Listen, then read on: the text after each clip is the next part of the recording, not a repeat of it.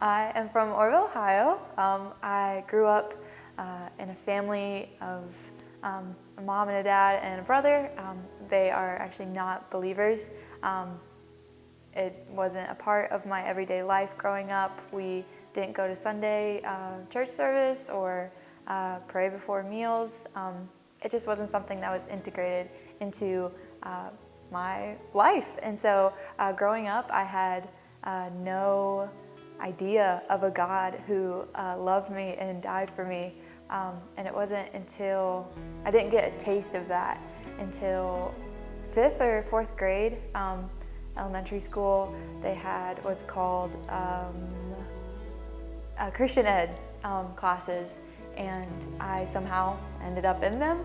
And so it was a whole week, or even maybe more, of just learning about Jesus. Obviously the kid version, but just learning about this man who had come and lived on this earth and then died on a cross for me. And at the end of it, we actually got the opportunity to accept Christ into our lives.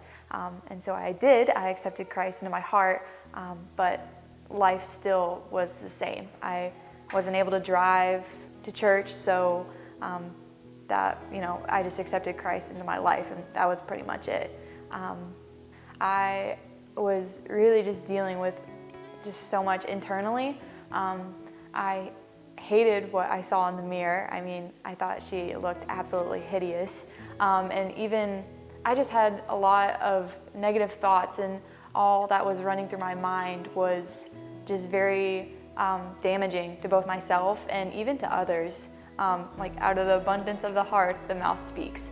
And in my heart was definitely just a lot of hatred, jealousy, bitterness, frustration. Just a lot of it came out on myself. I'm the person that I live with, and on others as well. For me, life was so black and white. You just wake up in the morning and you go to school, or you do whatever the day has for you, and then you go to bed and you do the same thing over again tomorrow. There was never much life to it. There wasn't really any beauty, anything behind it, any substance, honestly. It was just it's just the world. And I never thought about seriously committing suicide, but there was just no life to me. And if I had died the next day, that was fine. I was honestly just a skeleton, just walking around, like dry bones, just walking around. There was nothing to me. It was just this skeleton. And then it wasn't until sophomore year of high school that a friend of mine had gone to Dare to Share conference. At the end of that conference, they have you write a letter, text someone, call someone, tell someone who doesn't know Christ as their personal Savior. And so my friend actually chose me.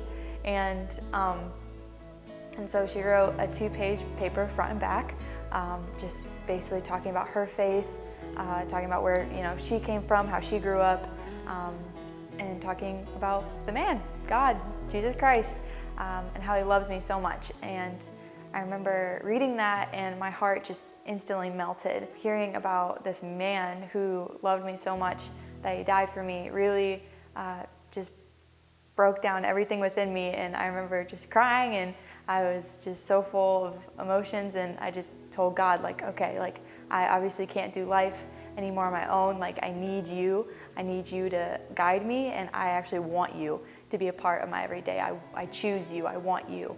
And so then I made that decision that night, and then that Sunday I ended up going to church. It was actually MCA with my friend, and I remember the first Sunday service. It's kind of awkward, you don't know what to do with your hands. Do you sing? Do you not sing?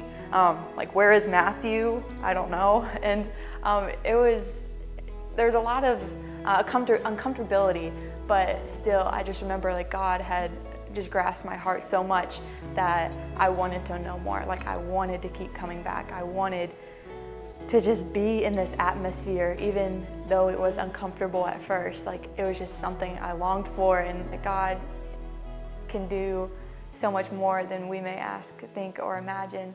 And he is always there, and he is truly just he's a good father, to be able to take a broken, insecure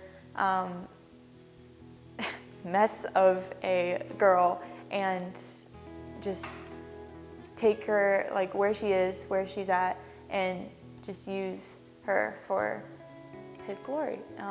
And just the redemptive power in him is just so amazing. And if you don't know him, I guess I encourage you to get to know him. He loves you just as you are and just as you come, but he loves you enough not to let you stay there. My name is Kaci Ludeman, and God is not done writing my story.